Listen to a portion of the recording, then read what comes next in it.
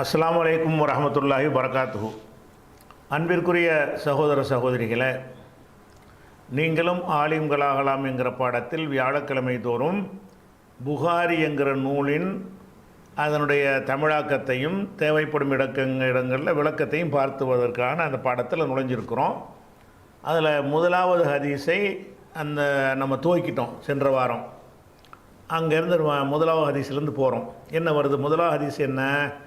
ஹத்தசனா. ஹத்தசனான்னா ஹத்தச plus நா. ஹத்தஸ்னா இல்லை, ஹத்தஸ்னாண்டா தன்னிலை. ஹத்தச ஹத்தசா ஹத்தசு ஹத்தஸ் அந்த ஹத்தசனா இல்லை, இது ஹத்தச ப்ளஸ் நா. ஹத்தசங்கிறது காயிபு, படற்கையில் ஆண்பால் ஒருமை. அப்போ ஹத்தச அறிவித்தார். ஹத்தசனா என்னது? அதில் ஹதீஸுங்கிற வார்த்தை வருது ஹத்தச உள்ளேருந்து. ஹத்தச என்றால் அறிவித்தார். நான் எமக்கு அறிவித்தார், புகாரியாகிய எனக்கு அறிவித்தார்னு அர்த்தம். எனக்கு அறிவித்தார். அல் ஹுமைதியு, ஹுமைதி என்பவர் அறிவித்தார். அந்த ஹுமைதிங்கிறது ஒரு பட்டப்பேர். ஹுமைதியுங்கிறது ஏன் சேர்த்துருக்குல, ஹுமைதுங்கிற ஊரை சேர்ந்தவர்னு அர்த்தம். ஹுமைதிங்கிறவர் அறிவித்தார். அப்போ அது விளக்கணும் யாருண்டு, அதுக்கு பயான் பண்ணுறாரு. அது பயான் வருது. அப்துல்லா இப்னு ஜுபைர், ஜுபைரின் மகனாகி அப்துல்லா அறிவித்தார். அப்போ புகாரி இமாம்ங்கிறவர் இந்த முதல் ஹதீஸ் இப்போ சொல்ல போகிறார்ல பின்னாடி, அந்த செய்தி யார்கிட்ட கேட்குறாருன்னு கேட்டால் அப்துல்லா இப்னு ஜுபைர் என்ற ஹுமைதி இடத்தில் கேட்குறார். ஹத்தசனா எமக்கு அறிவித்தார். அல் ஹுமைதியு அப்துல்லாஹி இப்னு ஜுபைர், ஜுபைரின் மகனாகிய அப்துல்லா என்ற ஹுமைதி எனக்கு அறிவித்தார். அப்போ புகாரியின் ஆசிரியர்கள் இவர் ஒரு ஆளாக போயிடுறார். ஹுமைதின்னு ஒரு ஆள்கிட்ட ஒரு ஹதீஸ் கட்டலாம் ஆசிரியர் தானே, ஒரே ஒரு ஹதீஸை போய் ஒரு ஆள்கிட்ட அறிஞ்சிட்டார்னு சொன்னால் இவர் யார்? புகாரியுடைய உஸ்தாதாகி போயிடுறார். அதாவது மண்டி போட்டு பல வருஷம் படித்தார்னு அர்த்தம் கிடையாது. ஒரே ஒரு ஹதீஸை மட்டும் கூட ஒருத்தர் கேட்டால் அவரும் ஆசிரியர் தான். அப்போ ஹுமைதி என்பவர் நமக்கு அறிவித்தார். அவர் என்ன அறிவித்தார்? கால, அவர் சொன்னார். யார் சொன்னார்? இந்த காலை சொன்னார். யார் சொன்னால்? இந்த ஹுமைதிங்கிறவர் சொன்னார். ஹத்தசனா சுஃபியானு, எமக்கு சுஃபியான் அறிவித்தார். ஹத்தசனா எமக்கு இந்த எமக்கு யார்? ஹுமைதி தானே சொல்கிறாரு. ஹுமைதிங்கிறவர் அப்துல்லா இப்னு ஜுபைர் என்ற ஹுமைதி தான் சொல்லுகிறார். ஹத்தசனா எமக்கு அறிவித்தார். எமக்குண்டா யாரை குறிக்கும்? அது முதல்ல இந்த ஹத்தசனா எமக்குங்கிறது புகாரியை குறிக்கும். இந்த இடத்துல ஹத்தசனா என்பது புகாரியை குறிக்காது, இந்த ஹுமைதியை குறிக்கும். ஏன்னா கால அவர் தானே சொல்கிறாரு. கால ஹுமைதி சொன்னார்னு போட்டு விட்டோம். ஹுமைதி சொல்லும்போது ஹத்தசனாண்டா என்ன அர்த்தம்? எமக்கு சொன்னார், அதாவது ஹுமைதிக்கு சொன்னார்னு அர்த்தம். ஹத்தசனாண்டா என்ன அர்த்தம்? எனக்கு சொன்னார், அதாவது ஹுமைதி என்பவருக்கு சொன்னார். யார் சொன்னது? சுஃபியானு, சுஃபியான் என்பவர் சொன்னார். அப்போ சுஃபியான் என்பதில் ஃபாயில் இல்லாமல் ஃபாயில். இந்த ஹத்தசங்கிறது ஃபேலு, அல் ஹுமைதியு ஃபாயில், நசபு ரஃப வந்துருச்சு. இந்த நான் மஃபூலு. ஹத்தச நான்டு வருதில்ல எங்களுக்குண்டு, அது மஃபூலு. அப்போ ஹத்தச ஃபேலு, ஹுமைதியு ஃபாயில், ரஃப வந்துருச்சு. ரஃப வந்ததுனால இந்த ஹுமைதி யாருன்னு தானே விளக்குறோம். அத்வுத் பயான் விளக்குறோம்ல, அப்துல்லா இப்னு ஜுபைர்னு. அதனால் அப்துல்லாவுக்கும் ரஃப வந்துருச்சு. அப்துல்லாவுக்கு பயானா இப்னு ஜுபைர்னு வருதில்ல, அதனால் இப்னுக்கும் ரஃப வந்துருச்சு. அந்த இப்னை கொண்டே ஜுபைர் இலாபு செஞ்சதுனால ஜர்ரு வந்துருச்சு. சரியா? அதே மாதிரி ஹத்தசனா நமக்கு அறிவித்தார். நமக்குன்னா ஹுமைதிக்கு அறிவித்தார். சுஃபியானு, சுஃபியான் என்பவர் அறிவித்தார். அப்போ சுஃபியான் என்பவர் ஃபாயில், ஹத்தசங்கிறது ஃபேலு, நாங்கிறது மஃபூலு, சுஃபியான் என்பது ஃபாயில். சுஃபியானுன் என்று ஏன் வரல? சுஃபியானு தானே வருது. ஏன் வரலன்னு கேட்டால், இந்த அலிஃபு நூன் ஜாயிதா வந்துச்சின்னு சொன்னால் அதுவும் கைர முன்சரிஃபாயிரும். அதுங்க உஸ்மான் மாதிரி. உஸ்மானு, சுஃபியானு, அலிஃபு நூன் ஒரு பேரில் கடைசி அலிஃபு நூன் வந்துச்சின்னு சொன்னால் அந்த சொற்களுக்கு ஜர்ரும் வரக்கூடாது, தன்மீன் வரக்கூடாது. முன்னாடி விலைக்கு உங்களுக்கு சொல்லியிருக்கிறோம். இந்த உஸ்மான், இந்த மாதிரி உஸ்மான், சல்மான், அதெல்லாம் நினச்ச சல்மானுன் அப்படி சொல்லக்கூடாது, உஸ்மானுன் என்று சொல்லக்கூடாது. உஸ்மானு, சல்மானு, சுஃபியானு, அதனால் தன்வின் இல்லாமல் ரஃப வந்திருக்கு. ஹத்தசனா நமக்கு சொன்னாங்க, சுஃபியானு சுஃபியான்கிறவர் எனக்கு சொன்னார். அப்புறம் காலை அவர் இப்போ சுஃபியான் இப்போ இந்த காலை வந்து சுஃபியான் இங்கே வந்துடுது. சுஃபியான் சொல்கிறாரு, சுஃபியான் சொன்னார் ஹத்தசனா எனக்கு எங்களுக்கு சொன்னார். எங்களுக்குன்னு எனக்குன்னு வச்சுக்கிறோம், அவங்க தன்னை ஒரு ஒரு கண்ணியமாக எங்களுக்குங்கிறாங்க, அது எனக்குன்னு வச்சுக்கிறோமே. ஹத்தசனா எனக்கு சொன்னார் யஹ்யா, எனக்கு யஹ்யா சொன்னார். இந்த பின்னாடி உள்ள ஒரு செய்தியை வந்து அது யார் யார் வழியாக வருது புகாரிக்குன்னு கேட்டால் ஹுமைதி சொல்கிறாரு. ஹுமைதிக்கு சொன்னவர் யார்? சுஃபியானு. சுஃபியானுக்கு சொன்னவர் யார்? யஹ்யா. யஹ்யாண்டா எந்த யஹ்யா? இந்த யஹ்யாவும் ஃபாயில் தான், ஆனால் இதில் எந்த யாராவும் வராது. மூசா ஈசா மாதிரி எல்லா நேரத்துலையும் யஹ்யான்னு தான் இருக்கும். ரஃபோவுக்கும் யஹ்யா தான், நசபுக்கும் யஹ்யா தான், ஜர்ருக்கும் யஹ்யா தான். அப்போ ஹத்தசனா யஹ்யா ஃபாயில், யஹ்யா சொன்னார். அதனால தான் இப்னு அந்த ரஃபோ இருக்கிறதுனால இப்னுக்கு ரஃபோ வந்துருச்சு. யஹ்யா யார்? இப்னு சயீதின், சயீதின் மகனாகிய யஹ்யா சொன்னார். சயீதின் மகனாகிய யஹ்யா சொன்னார். அவர் யாருன்னு கேட்டார்? அன்சாரியு, அவர் அன்சாரி வகையை சேர்ந்தவர். அன்சார் என்றால் யாருக்கு சொல்லுவாங்கன்னு கேட்டால், அதாவது ரசூல்லா மதீனாவுக்கு வந்த உடனே அவங்களுக்கு உதவி செஞ்ச மதீனாவாசிகள் இருக்காங்கள்ல, அவங்களுக்கு பேர் தான் அன்சார். நாசிர் என்பவருடைய ஜம்மு அன்சார். அப்போ மதீனாவில் உதவி செய்த அந்த மக்களுக்கு பூரா என்ன பேர்? அன்சார்ன்ட்டு பேர். மக்காவிலேருந்து வந்தவங்களுக்கு பேர் முஹாஜிர்னு பேர். ஆனால் இந்த அன்சாருங்கிறது யாருக்கு நாம் சொல்லணும்னு கேட்டால் அந்த சஹாபாக்களுக்கு தான் சொல்லணும். அவங்க வம்சத்துக்கெலாம் சொல்லக்கூடாது. ஆனால் வம்சத்துக்கும் சொல்கிறாங்க. யஹ்யா இப்னு சயீத் யார்? அல் அன்சாரி, அன்சாரி வகையை சேர்ந்தவர். இவர் கண்டிப்பாக அன்சாரியாக இருக்க மாட்டார். இவர் சஹாபி இல்லையில, இவர் சஹாபி கிடையாது. இவருடைய தாத்தாவோ அப்பாவோ என்ன செஞ்சுருப்பார்? அன்சாரியாக இருந்திருப்பார், தாத்தாவாக தான் இருந்திருக்கணும். அப்போ யஹ்யா இப்னு சயீத் அல் அன்சாரி, அன்சாரி வகுப்பை சேர்ந்த யஹ்யா இப்னு சயீத் என்பவர் அல்லது சயீதின் மகனாகிய யஹ்யா என்பவர் சுஃபியானுக்கு சொன்னார். எனக்கு சொன்னார்னா என்ன அர்த்தம்? சுஃபியானுக்கு சொன்னார். கால அவர் சொல்கிறார். இப்போ சொல்கிறது யார்? யஹ்யா சொல்கிறார். அஹ்பரணி எனக்கு அறிவித்தார். இது வரைக்கும் ஹத்தசன்னு வந்துச்சு, ஹத்தசனா ஹத்தசனாண்டு. அதுக்கும் அஹ்பருக்கும் ஒரே அர்த்தம் தான். அஹ்பர என்றாலும் அறிவித்தான், ஹத்தச என்றாலும் அறிவித்தான். ஹதீஸ் என்றாலும் ஹபர், அதான் ஹபர்னு சொல்லுவாங்க. ஹதீஸ் என்ன செய்வாங்க? ஹபர் என்கிற வார்த்தையினாலே ஹதீஸை சொல்லுவாங்க, ஹதீஸுங்கிறதை கொண்டும் சொல்லுவாங்க. அதான் அஹ்பரன்னு வருது. அஹ்பர அறிவித்தார், அஹ்பரணி எனக்கு அறிவித்தார். எனக்குன்னா யாருக்கு? இந்த எனக்கு யஹ்யாவுக்கு. யஹ்யா தானே முதல்ல வந்திருக்காரு. அப்போ அஹ்பரணி எனக்கு அறிவித்தார் முஹம்மது புனு இப்ராஹிம, இப்ராஹிமுடைய மகன் முஹம்மது நிபுனு இப்ராஹிம. ரொம்ப கஷ்டமாக இருக்கிறதுனால லேசுக்காக இப்படி ஆக்கிட்டாங்க. முஹம்மது புனு இப்ராஹிம, இப்ராஹிமுடைய மகனாகிய முகம்மது எனக்கு அறிவித்தார். அவர் யாருன்னு கேட்டால் தைமியு, அந்த தைமிங்கிற கோத்திரத்தை சேர்ந்தவர். தைமியு, இந்த வந்திருக்கல, தைமியை சேர்ந்தவர். இப்போ தைமி கோத்திரத்தை சேர்ந்த இப்ராஹிமுடைய மகனாகிய முகம்மது எனக்கு சொன்னார். எனக்குன்னா யாருக்கு? இந்த யஹ்யாவுக்கு. சரி. அன்னஹு கால் அவர் சொல்கிறாரு. அன்னஹு அவர் யார்? அந்த முகமது பின் இப்ராஹிம் என்பவர் சமிஅ செவியுற்றார், காதால் கேட்டார். அல்கமத்தபன வக்காசின், வக்காசின் மகனாகி அல்கமாவிடத்தில் செவியுற்றார். முகமது பின் இப்ராஹிம் என்ன சொல்கிறார்னு கேட்டால் அஹ்பரணி எனக்கு சொன்னார்னு வந்துருச்சு. அவர் என்ன சொல்கிறார்னு கேட்டால் அன்னஹு சமிஅ, அவர் செவியுற்றதாக. யாரிடத்தில் செவியுற்றார்? அல்கமத்தபன வக்காசின், வக்காசின் மகனாகிய அல்கமா என்பவரிடத்தில் கேட்டார். அவர் யாருன்னா லைசி, லைசி கோத்திரத்தை சேர்ந்த அல்கமா என்பவரிடத்தில் அவர் கேட்டார். அப்போ இதில் ஃபஸ்ட்டு ஆள் அல்கமா தான் முதல் ஆளாக வர்றார். அவர் சொல்கிறார் யக்கூலு, அவர் சொல்கிறாரு சமயத்து, நான் கேட்டேன் உமரிடத்தில் கேட்டேன், இப்னுல் ஹத்தாபி, ஹத்தாபுடைய மகனாகிய உமர் இப்னுல் ஹத்தாபுங்கிறாங்கல்ல, ஹத்தாபின் மகனாகிய உமரிடத்தில் கேட்டேன்.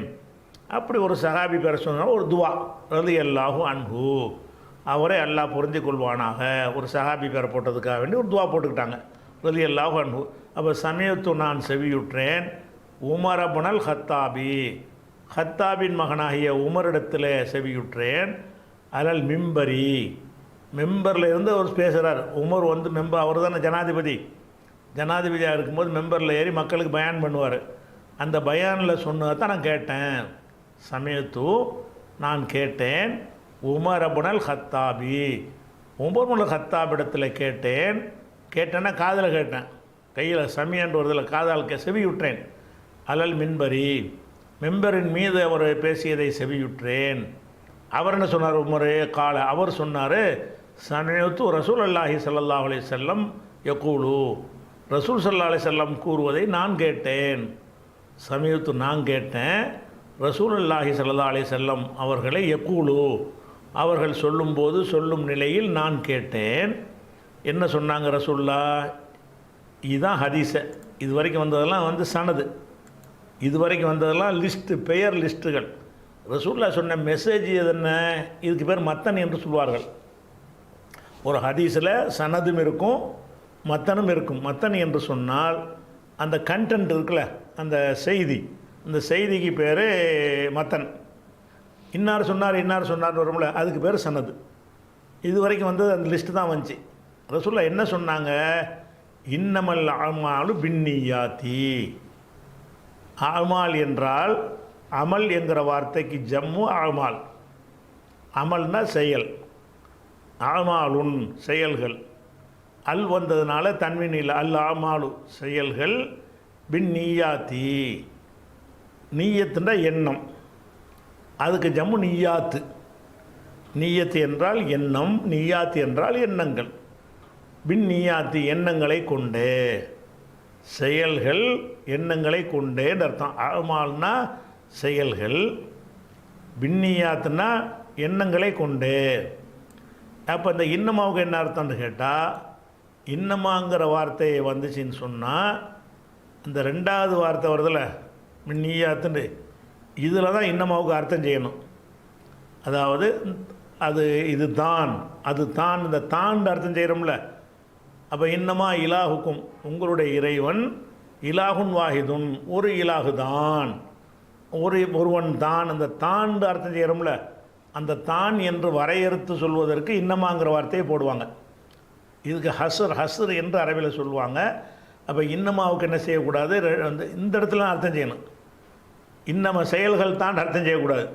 இன்னமல் அமாலு, இன்னமாவை பெண்டிங்கில் வச்சுக்கிறணும். இன்னமல் அமாலு செயல்கள், பின் நீயாத்தி நீயத்துகளை கொண்டுதான் கணிக்கப்படும் அர்த்தம். கொண்டுதான் முடிவு செய்யப்படும், கூலி தரப்படும், அல்லாவிடத்தில் ஏற்றுக்கொள்ளப்படும். நீயத்து இல்லாட்டி அவன் எந்த ஒரு அமலுக்கும் கூலி இல்லை.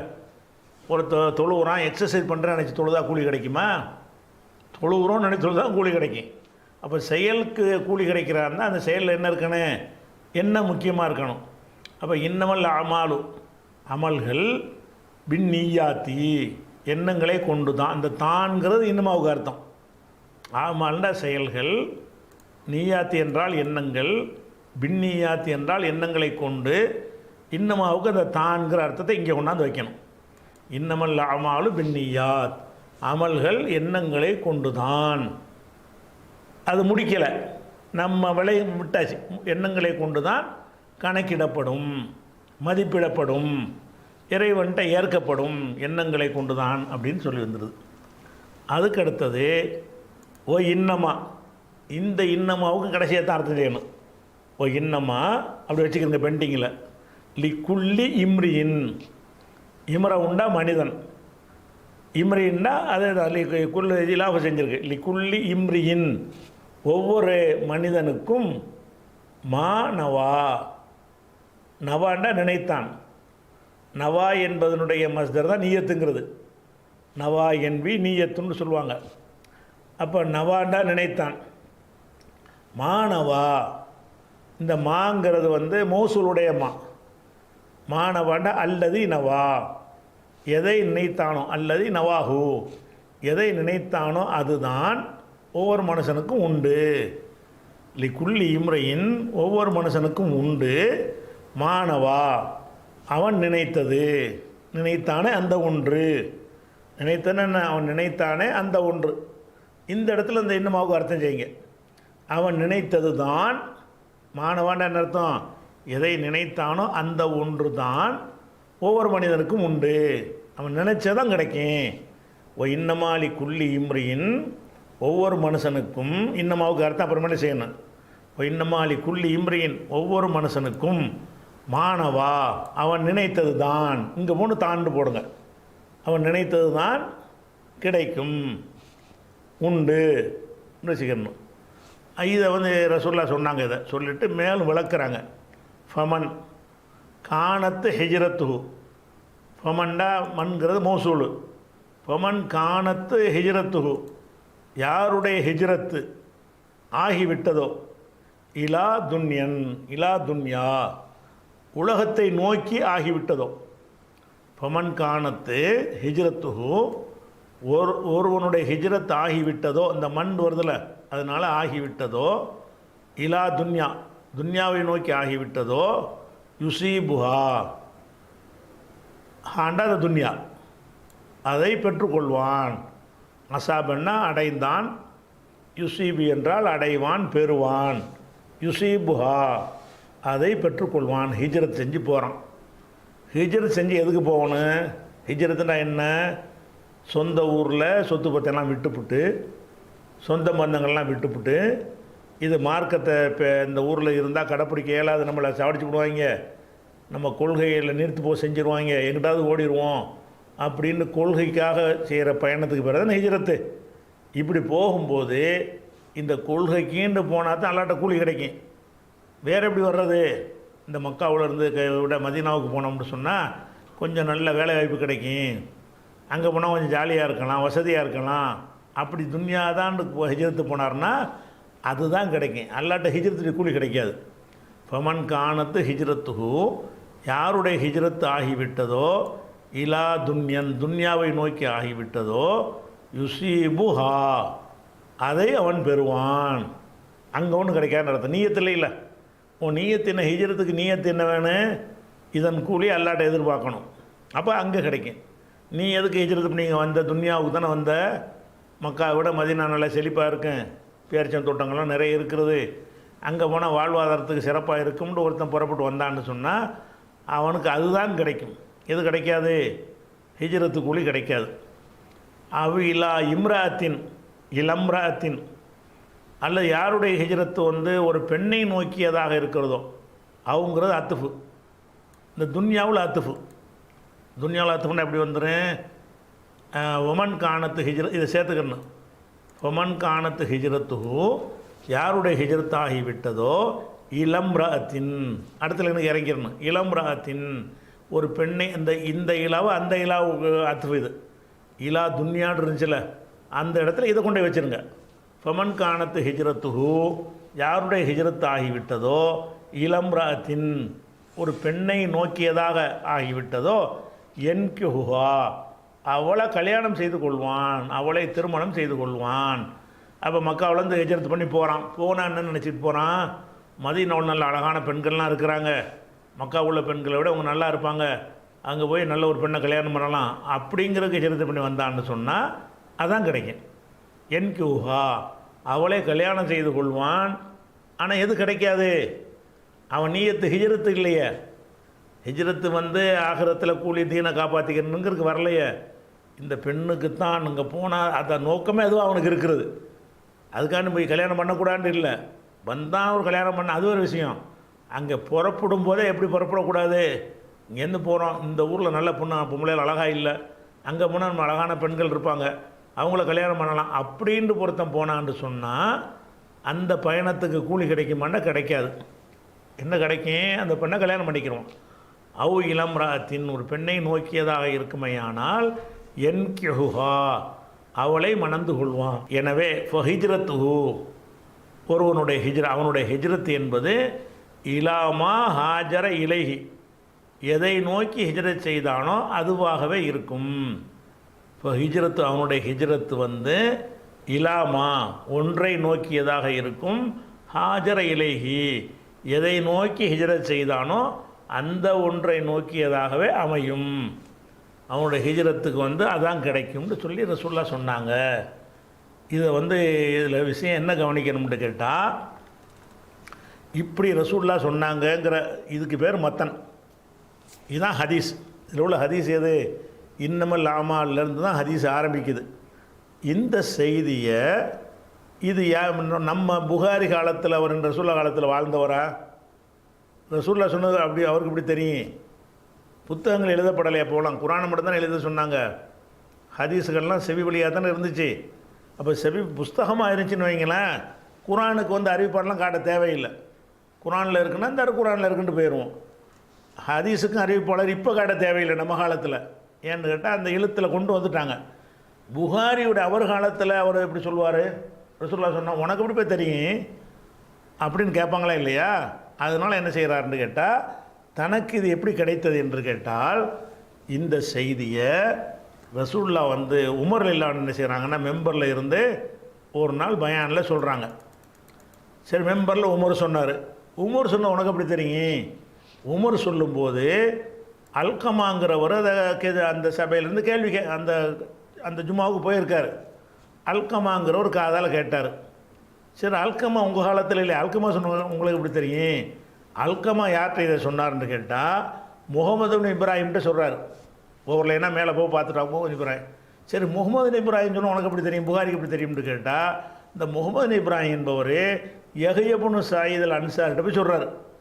யஹ்யா இப்னு சயீத் அன்சாரி சொன்னால் உனக்கு எப்படி தெரியும்னு கேட்டால், அவர் வந்து சுஃபியான்கிட்ட சொல்லியிருக்கிறார். சுஃபியான் சொன்னது எப்படி உனக்கு தெரியும்னு கேட்டால், சுஃபியான் வந்து ஹுமைதிகிட்ட சொல்கிறார். ஹுமைதிக்கு எப்படி சொன்னது தெரியும்ட்டு அவர் எங்கள் உஸ்தாது என்கிட்ட தான் சொன்னார் அவர். அப்போ இந்த ஹதீஸ் வந்து புகாரிக்கு எத்தனை பேர் வழியாக கிடைக்குது? உமர், அப்புறம் அல்கமா, அப்புறம் முகமது இப்ராஹிம், அப்புறம் யஹ்யா இப்னு சயீது, அப்புறம் சுஃபியான், அப்புறம் ஹுமைதி. 6 பேர் வழியாக 6 பேரை கடந்து இவருக்கு செய்தி வந்திருக்கு. இதுக்கு பேர் தான் அறிவிப்பாளர் வரிசைன்னு சொல்லுவாங்க. இதுக்கு பேர் என்னது? அறிவிப்பாளர் தொடர். இந்த 6 பேருக்குமே ஒரு தொடர்பு இருக்கணும். நேர கேட்டிருக்காங்க எல்லாமே. அதாவது இப்போ உமர் சொன்னதை வந்து டைரெக்டாக நேரடி சாட்சி யார்? அல்கமா தான். அல்கமா யார்கிட்ட சொல்கிறாரு? நேரடியாக முகமது இப்ராஹிம்கிட்ட சொல்கிறார். ஒரு காலத்தில் வாழ்ந்துருக்கணவங்க. அவர் யஹ்யா இப்னு சயீத்கிட்ட போய் சொல்கிறாரு.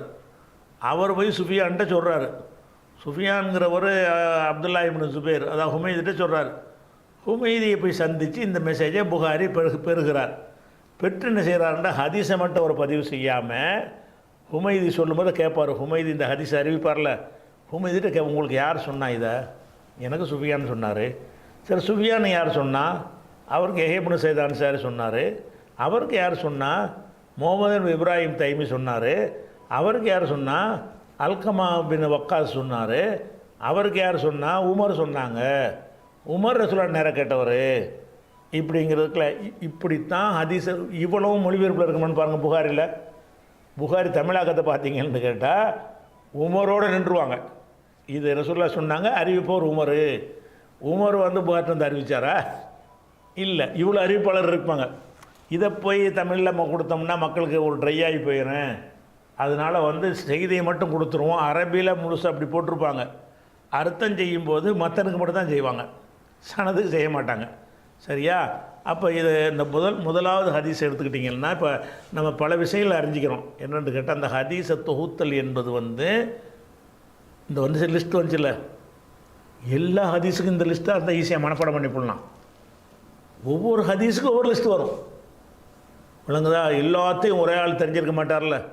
ஹுமைதிட்டு போய் அந்த கேட்டுருப்பார். இன்னொரு ஆள்கிட்ட இப்போ தேடி போவார். அவர் ஒரு ஹதீஸ் சொல்லுவார். அவர் சொல்கிறதுக்கு ஒரு லிஸ்ட், தனியாக லிஸ்ட்டை கொடுப்பார். அது வேறையாக இருக்கும்.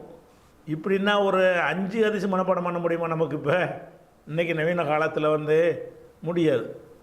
இந்த மனிதருடைய வந்து நினைவாற்றல் வந்து அப்படி ஒரு விஷயம். இன்னும் சொல்ல போனால், இந்த புகாரின்னு எல்லாத்துக்கும் ஃபேமஸ் ஆகி போச்சுல, மக்கள் மத்தியில் ஃபேமஸ் ஆகிடுச்சு.